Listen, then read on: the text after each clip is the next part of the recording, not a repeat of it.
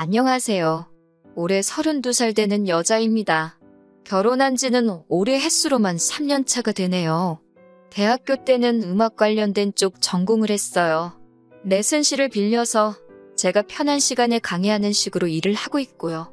전공 살리겠다고 처음에는 아르바이트식 과외한다고 시작한 건데 어떤 면에서 보니 직장을 구하는 것보다 시간도 탄력적이게 활용할 수 있다 보니 어느샌가 이게 제 직업처럼 굳어지게 되어버렸네요. 남편은 제가 가르치던 사람 중에 한 명이었고 어쩌다 보니 이렇게 결혼까지 하게 되었어요. 성격 좋으신 시부모님과 가족과 저 사이에서 제 편을 먼저 들어주는 남편. 어떻게 보면 정말 결혼 생활에 있어 완벽하고 남편도 가끔 농담식으로 저한테 시집 잘 온 거라고 웃으댈 때가 있는데 요즘은 정말 어디 가서 말도 하기 힘들 정도로 스트레스를 받고 있어요. 그리고 결혼은 둘이 한 건데 시집은 저만 잘 온 건가요?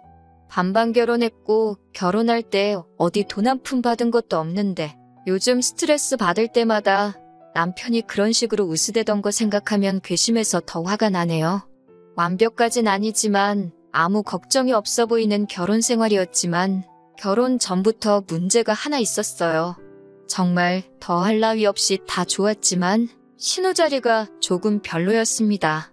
그때는 시부모님도 신우와 저 사이에서 제 편을 들어주셨고 남편은 처음부터 제 편을 들어줬어요.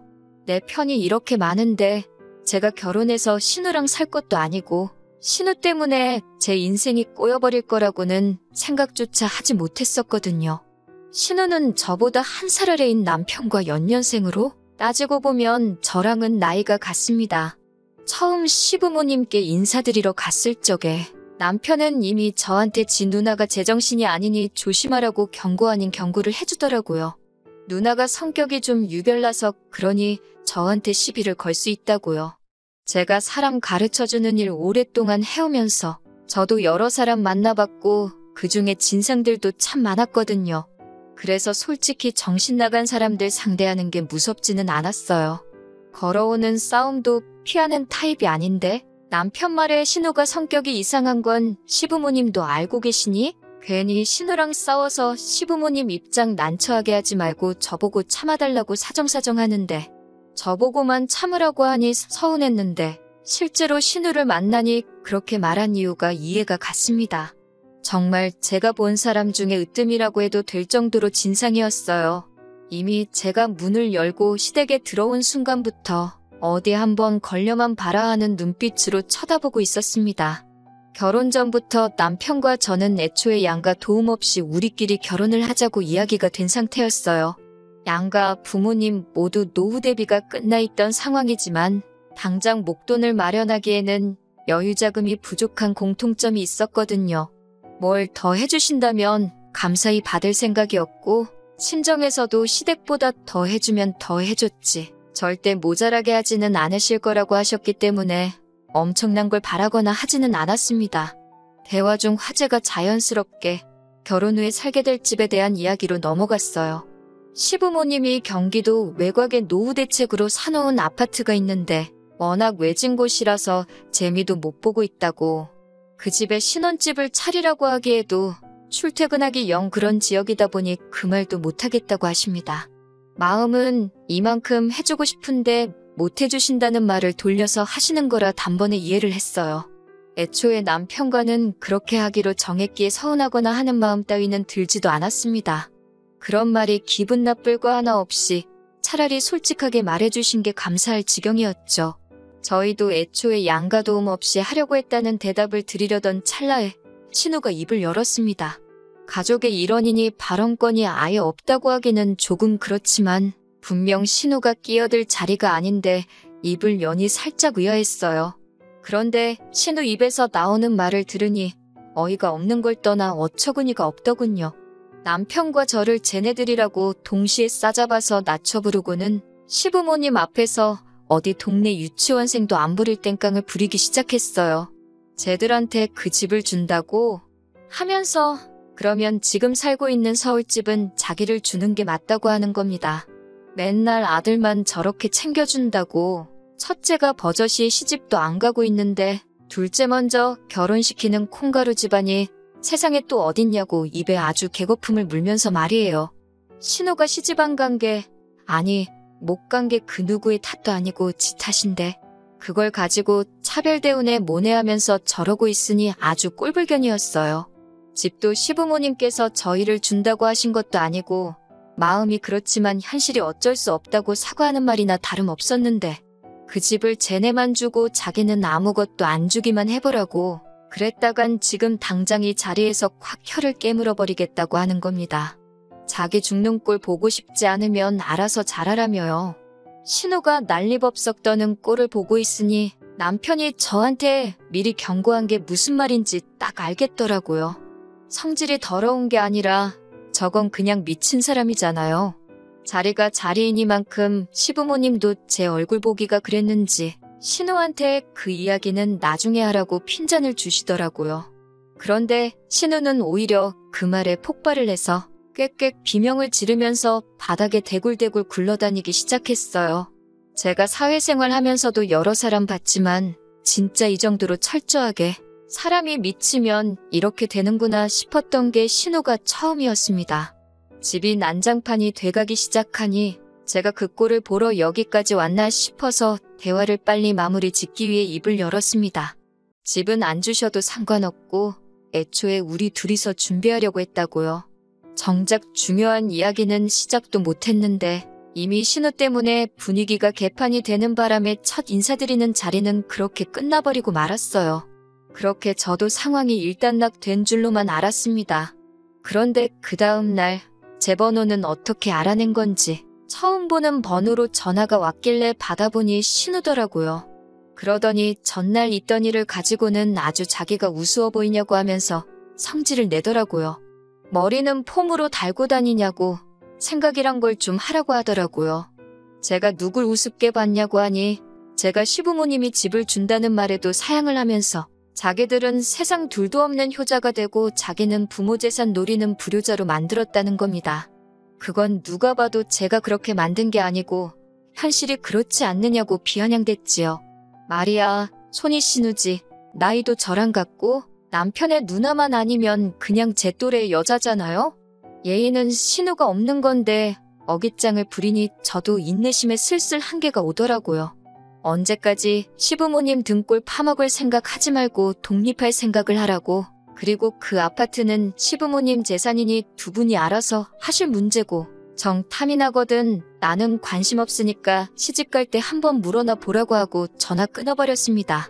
저랑 남편은 그런 거 없어도 평생 먹고 살 자신 있다고 하고요.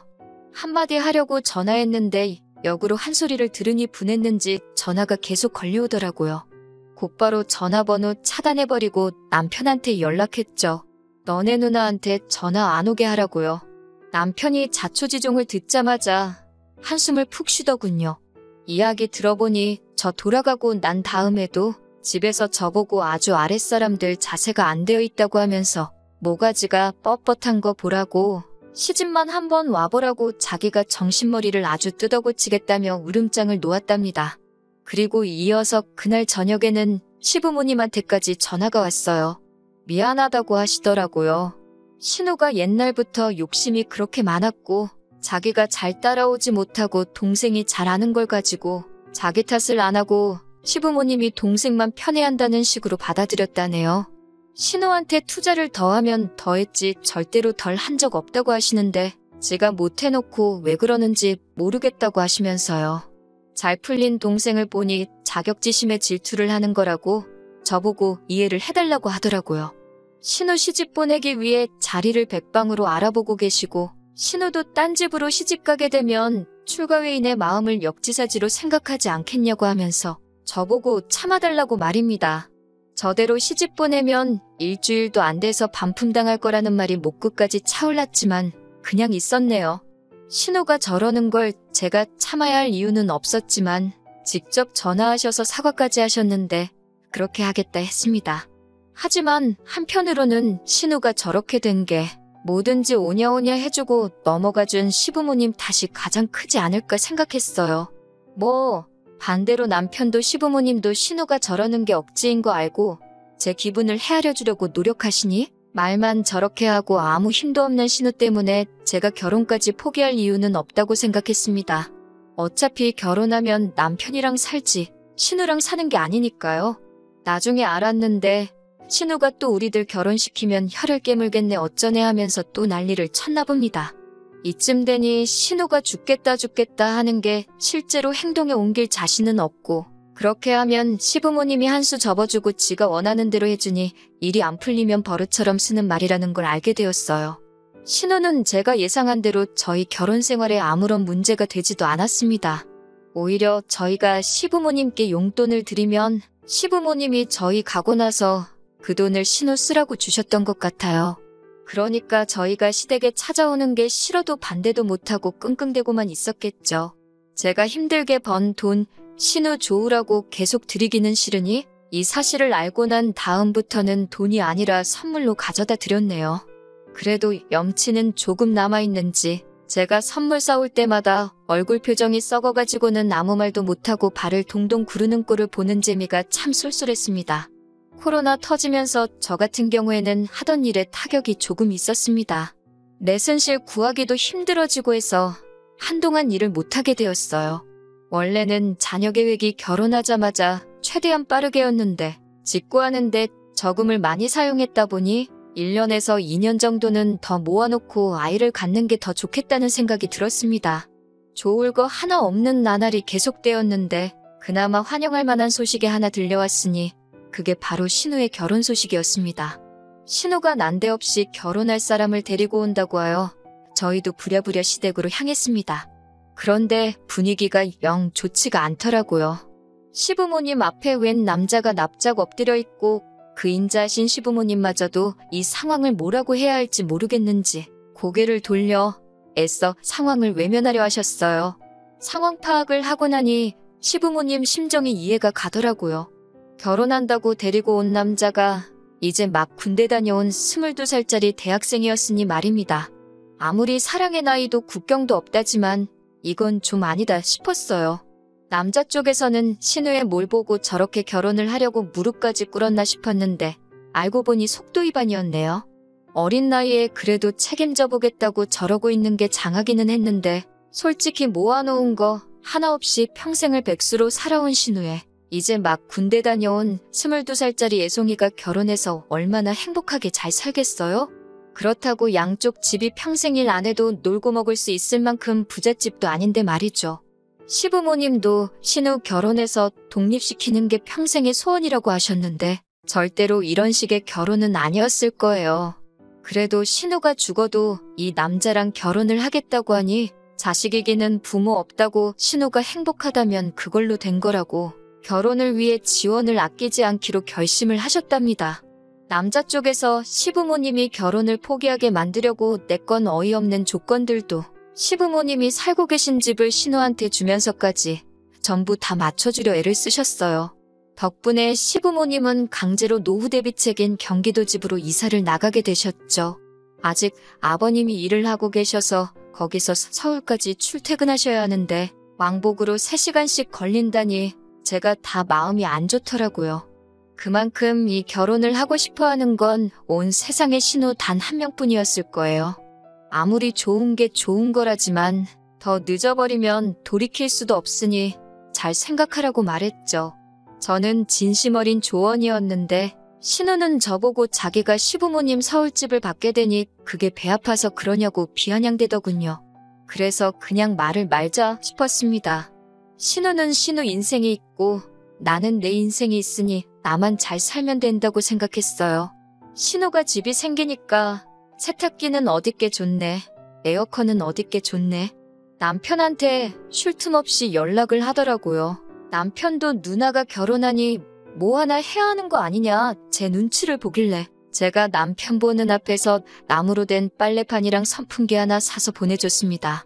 신우한테 이 이상 해주면 그냥 신우랑 살라고요.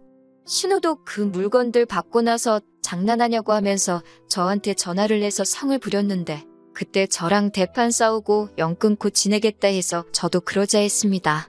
저희는 손해볼 게 하나도 없으니까요.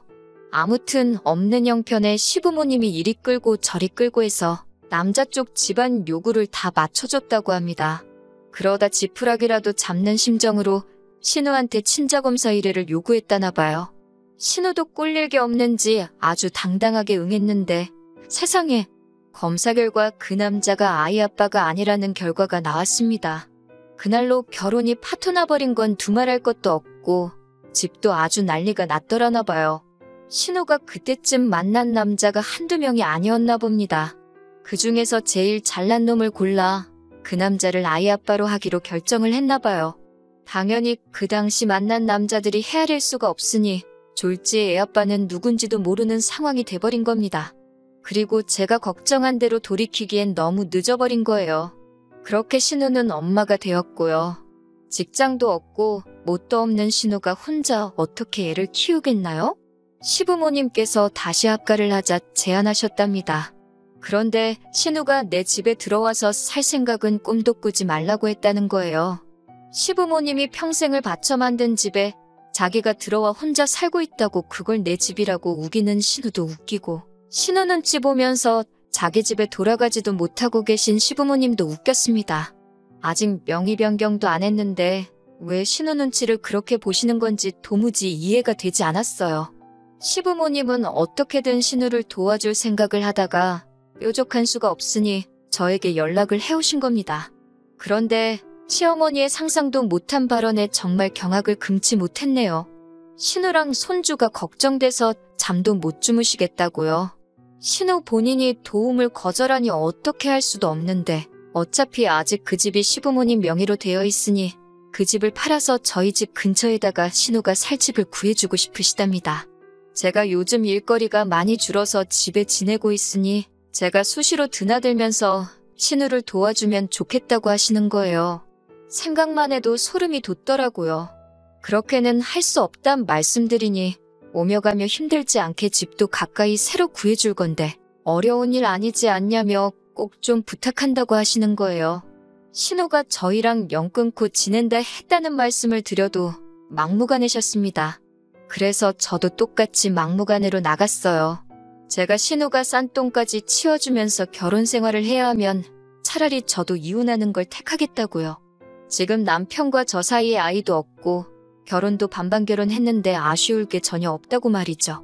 제가 강하게 나가니 시어머니도 따로 말은 못하고 돌아가셨는데 돌아가는 뒷모습이 안쓰럽기도 하고 씁쓸하기도 하고 여러 가지 생각이 교차했네요. 결국 집에 돌아와 남편과 상의 끝에 신우가 집 근처로 이사오는 일은 절대 없도록 하고 무슨 일이 있을 때 제가 아닌 남편이 가서 신우를 도와주기로 했습니다. 결과적으로 제가 할 일은 하나도 없지만 도의적으로는 남편이 퇴근하기 전 시간에 신우가 도움이 필요하거나 무슨 일이 생긴다면 제가 가게 되어버린 거죠. 남편도 그 계산에 저러자고 한 것 같아요. 이제 와선 시부모님이나 남편이 내 편이라 생각했던 제가 너무나 어리석게 느껴지네요. 팔은 결국 안으로 굽을 수밖에 없는가 봅니다. 답답해서 이렇게 한번 사연 남겨봤어요. 사연 보내드린 지 반년 만에 이렇게 다시 찾게 되었네요. 정신 못 차린 신우 때문에 온 가족이 피해보던 사연을 보냈던 사람이에요. 신우가 독립을 하게 되면서 시부모님께서 신우한테 생활비를 주신다고 하셨어요. 오지랖이기는 하지만 제가 그건 좀 아닌 것 같다고 말씀드렸네요. 솔직히 신우가 저렇게 된 이유 중에 시부모님 탓도 조금은 있는 거라고 그동안 참아온 말도 했어요. 지금은 신우가 자립할 수 있게 도와줄 때지. 시부모님께서 신우한테 더 이상 생활비를 주지 못하게 되었을 때 그때가 언젠가는 오지 않겠냐고 했죠. 시부모님이 저보고 그럼 어떻게 해야 하냐고 물으시더라고요. 신우가 시부모님이 집에 오는 걸 반대를 하고 나섰으니 하는 수 없이 집으로 출퇴근하는 시터분 한 명을 고용해서 신우한테 붙여주기로 했습니다. 신우는 대신 일자리를 구해서 출근을 하는 방식으로요. 일을 안 하면 당연히 시터도 구해주지 않을 것이고 일체의 생활비 지원도 없을 거라고 했어요. 그리고 신우가 지금 시부모님에게서부터 뺏어가다시피 한 서울집은 신우가 증여세로 들어갈 돈을 모아올 때까지 명의 변경은 절대 해주지 않기로 정했고요. 그러니 신우는 하기 싫어도 일을 시작해야 했습니다. 신우가 한 달 일해서 벌어오는 돈이 집으로 출퇴근하며 아이 봐주고 집안일 해주시는 시터분 월급보다 적은, 배보다 배꼽이 큰 웃기지도 않은 상황이 발생했지만 그래도 신우가 정신 차리고 일을 시작한 부분에 의미를 두기로 했어요. 시부모님도 굉장히 흡족해 하셨습니다. 실제로 제가 후기를 보내기까지 정말 신우는 열심히 사는 것처럼 보였어요. 그런데 얼마 전에 기어이 일이 터지고 말았네요. 아이 돌봐주시는 분이 사색이 되어서 시부모님이면 남편한테며 연락을 했다고 하더라고요. 보통 신우가 출근하기 전에 그분이 집에 도착하시는데 아이만 혼자 있고 신우는 없더래요. 시터분이 무슨 일인가 하고 집을 살펴봤는데 거기에 신우가 힘들다, 갑갑하다 뭐 이런 식의 편지를 써놓고 출근도 하지 않고 사라져버린 거죠. 집에서는 아주 난리가 났죠. 저도 그날 일정을 다 취소하고 남편도 회사 휴가 내고 나와서 시부모님하고 다 같이 집 나간 신우 찾는다고 아주 한바탕 했어요. 전화도 안 받는데 아무리 대한민국 땅이 좁다고 한들 마음 먹고 잠적한 사람을 무슨 수로 찾겠어요? 경찰에 실종신고도 하고 난리가 났습니다. 시부모님은 우리 딸 어떡하냐고 그러면서 아주 집이 초상집 분위기가 되었어요. 그리고 그날 새벽에 서울 외곽에 있는 한 술집에서 전화 한 통을 받게 되었습니다. 신우가 거기서 술 먹고 뻗어 있다는 연락이었습니다. 가게 문 닫아야 되니까 제발 좀 데려가 달라고요.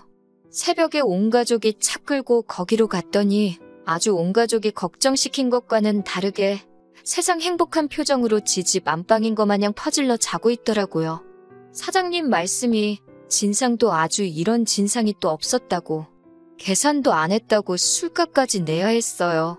혼자 와서 술을 진탕 마시고는 남자 손님들한테 가서 자기 술값 내주면 오늘 하루 놀아주겠다고 아주 난리도 아니었답니다.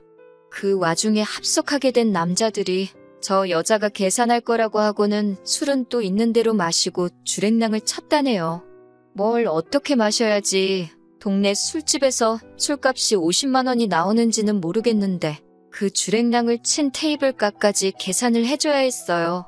술을 얼마나 마신 건지 집에 돌아가는 차 안에서도 세상 모르고 자고 있더라고요. 그리고 그때 신우가 제정신이 아닌 건 알았지만 가망이 있다고 믿은 시부모님께서 드디어 신우에게 가망이 없다는 판단을 하셨던 것 같아요. 다음 날 온 가족이 신우 집에서 아침을 맞이했고 신우도 실컷 자고 나서 술이 다 깨고는 그제서야 일어나더라고요. 그리고 온 가족이 자기를 구경하듯 보고 있으니 신우도 직감적으로 자기가 큰일이 났구나 싶었던 거예요. 곧바로 엉엉거리며 눈물부터 솟더라고요. 혼자서 애 키우는 게 얼마나 힘든지 아냐? 아빠도 없이 자랄 아이가 너무 불쌍하다. 전부 감정에 호소할 만한 것들로 말입니다. 시어머니가 눈 하나 깜빡 안 하고 그래서 어떻게 하고 싶어서 애도 집에다 내팽개쳐두고 술을 마시러 간 거냐고, 애한테 아빠만 들어주려고 그 먼 곳에 있는 술집으로 간 거냐고 화를 내시니 신우가 완전 쫄아서 당황을 하더라고요. 이게 아닌데? 평소였으면 먹혔을 텐데 하는 표정이었죠. 그러고서는 부린다는 억지가 솔직히 아이 혼자 못 키우겠다, 너무 힘들다, 아빠 없이 자랄 아이 생각하면 자기도 마음이 아프다 했던 이야기 계속하면서 마침 저희 부부가 얘가 없으니까 저희 보고 아이를 데려다가 키우면 좋겠다고 하는 겁니다. 그리고는 또 이러다가 나 힘들어서 죽겠다, 가끔씩 나쁜 생각이 든다 하면서 평소에 하던 죽겠다는 레파토리를 또 하고 있는 거예요. 사람 못 고쳐 쓴다더니 고작 3개월 하는 거 보고 신우가 정신 차렸네 했던 저희들 꼴만 우스워졌죠. 시어머니가 신우한테 슬그머니 다가가더라고요. 평소에 저렇게 나오면 시어머니가 달래주고 한번 껴안아 주셨나 봅니다. 신우가 팔을 뻗어서 시어머니한테 안기려고 하더라고요. 저도 그 모습을 보고 이번에도 그냥 저렇게 넘어가는가 보다 하고 한숨이 나올 지경이었죠. 근데 짝 하는 소리에 놀라서 보니 시어머니가 신우 뺨싸대기를 한 대 올려붙이시더라고요. 자식 새끼 배 아파 낳은 어미가 할 소리냐고, 그 정도 힘든 걸로 애를 버렸으면 너는 벌써 골백 번도 버려졌을 거라고 하면서 쉬지 않고 신우 뺨이며 등짝이며 아주 시원하게 두들기셨어요. 결국 신우는 물려받기로 한 집까지 다시 빼앗기고 시부모님이 이 집으로 다시 들어와 지내기로 했습니다. 아이는 시부모님이 돌봐주시기로 했고 신우는 그 길로 쫓겨났어요.